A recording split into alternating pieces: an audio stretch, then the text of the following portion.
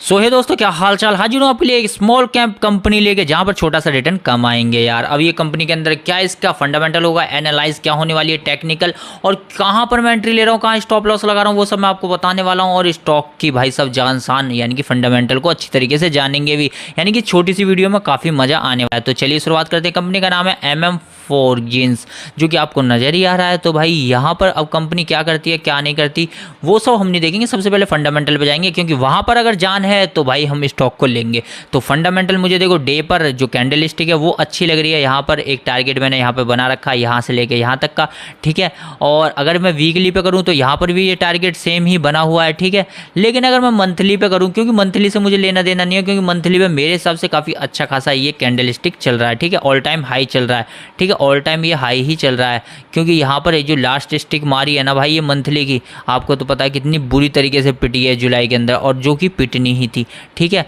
तो जुलाई के अंदर ये पिटी है इसी वजह से, तो मंथली पे नहीं है मुझे। लेकिन हाँ, अगर मैं यहाँ वीकली आता हूँ तो आ जाते हैं भाई। इस टारगेट को जल्दी से हम अचीव करने की कोशिश करते हैं।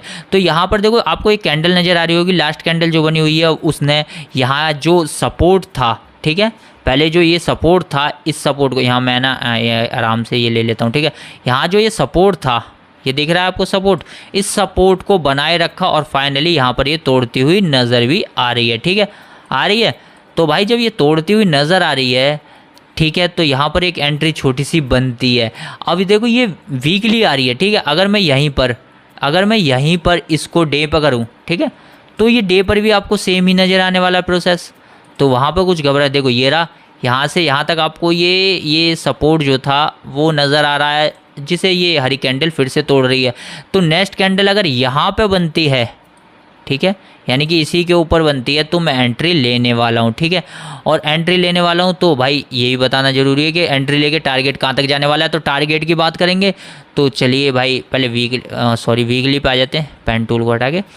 तो मैं यहाँ पर एक टारगेट अचीव करने की कोशिश करूँगा। ये यहाँ से अगर मैं एंट्री लेता हूँ, नेक्स्ट कैंडल अगर मेरी यहाँ से बनती है ये अगर इसका हाई तोड़ के नेक्स्ट कैंडल बनती है, यानी कि 600 से मान लीजिए हम, तो मैं ये इसका जो हाई है लास्ट जो जुलाई की कैंडल थी इसके अंदर, ये मैं मतलब कि 730 पे कर देता हूँ, ठीक है, ज़्यादा भी नहीं 730 पे करता हूँ। पूरा 22% का यहाँ पर मैं सोचता हूँ कि मैं अपना एक अच्छा खासा यहाँ पर अचीव कर सकता हूँ गोल को। तो उसके लिए फंडामेंटली पढ़ेंगे अभी, ठीक है। तो अभी जाइएगा मत। तो स्टॉप लॉस मैं कहाँ लगाने वाला हूँ, तो स्टॉप लॉस के लिए देखो, मैंने कहा कि मैं इसकी जो एंट्री है वो वीकली लेना चाहूँगा, तो वीकली ही मैं स्टॉप लॉस लगाना चाहूँगा, ठीक है। वीकली में स्टॉप लॉस लगाना चाहूँगा। जो स्टॉप लॉस मुझे लगता हुआ साफ साफ देखो, मैं यहाँ पर स्टॉप लॉस लगाने वाला हूँ, ठीक है, यहाँ पर स्टॉप लॉस लगाने वाला हूँ। ये रेड कैंडल है, इसका जैसे ही लो, ठीक है, जैसे इसका लो टूटता है, मैं यहाँ पर बस बहुत बिल्कुल छोटा सा, समझ रहे हो आप मेरी बात को, बिल्कुल छोटा सा स्टॉप लॉस लेने वाला हूँ, ज़्यादा बड़े नहीं, बिल्कुल छोटा सा। एक बार मैं लाइन खींच के भी आपको दिखा देता हूँ। सॉरी, ये तो बड़ी भाई, ये तो ज़्यादा नीचे आ गई। तो मैं एक छोटा सा स्टॉप लॉस लेने वाला हूँ, जो कि आपका यहाँ पर है, यानी कि 584 रुपये पे, यानी कि 600 पे एंट्री लूँगा, 584 पे, यानी कि पूरे हम कितने रुपए का लगा रहे हैं पता है, पूरे 16 रुपये का लगा रहे हैं। लेकिन टारगेट अगर हम देखें 730 रुपये, 600 से 730, यानी कि 130 रुपये का टारगेट है, समझ रहे हो। तो भाई हम 16 रुपये का अगर लॉस में ले रहे हैं और 130 रुपये का टारगेट लगा रहे हैं, तो आप 16 से अगर यहाँ पे परसेंटेज में देखोगे तो आपको यहाँ से आराम से, अगर मैं 22% यहाँ से एंट्री में ले रहा हूँ, समझ रहे हो, तो भाई 1.5% तो देना बनता है। तो 1.5% का स्टॉप लॉस होगा और भाई 22% के लिए टारगेट होगा। तो वो फंडामेंटल पे आ जाते हैं, जल्दी बिन देरी की हुए, ठीक है। फंडामेंटल देखो, ये जो कंपनी है वो काफ़ी रिस्की है, छोटी सी स्मॉल कैप है, 2876 करोड़ की है। अगर यहाँ आप पी देखोगे तो PE रेशो मतलब देखोगे, स्टॉक PE तो 20 का है, तो ठीक है। काफ़ी कंपनियाँ आजकल 30, 40, 50 चल रही हैं, तो उस हिसाब से ठीक है। लेकिन छोटी भी कंपनी है, यहाँ पर थोड़ा सा रिस्क बढ़ जाता है। लेकिन अगर हम प्रॉफिट लॉस पे जाएं, इसके क्वार्टरली जाएं, तो यहाँ पर इसका जून का रिजल्ट भी ठीक ठाक सही आया, यानी कि फ्लैट आप कह सकते हो। तो वहाँ पर देख सकते हो, यहाँ पर पिछली जून में इसने अगर 30 करोड़ कमाए थे, तो अब की 32 करोड़ का नेट प्रॉफिट किया है, ठीक है। तो अच्छा किया है। ईयरली ये ठीक कर रही है मेरे हिसाब से, ईयरली तो ये ठीक कर रही है, वरना क्वार्टरली तो आपको पता है, पहले 38-35 किया, तो मतलब कि जनवरी के अंदर, और फिर यहाँ मतलब दिसंबर के अंदर 35 किया, और मार्च के अंदर 38 किया, जून के अंदर 32 किया।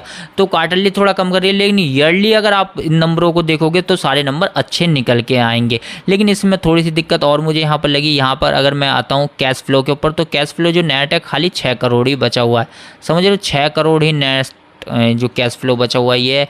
लेकिन इन्वेस्टर अगर आप देखोगे तो एफआई जो है उनकी थोड़ी थोड़ी संख्या यहाँ पे जो थी पिछली बार जून में 1.60 वो 2.65 हो गई है, तो यानी कि 1% पूरे बढ़ चुके हैं। बाकी पब्लिक भी बढ़ चुकी है थोड़ी सी, और प्रमोटर तो भाई यूं ही के यूं ही बने हुए हैं, ठीक है, तो प्रमोटर में ज़्यादा दिक्कत नहीं है, और 56% का स्टैक लेके बैठे हैं तो ठीक ठाक है। लेकिन अब आते हैं भाई कंपनी में, कंपनी क्या करती है ये जानना भी जरूरी है। कंपनी के प्रोडक्ट देखें या क्या, कंपनी के प्रोडक्ट देख लेते हैं, यहाँ से समझ जाओगे।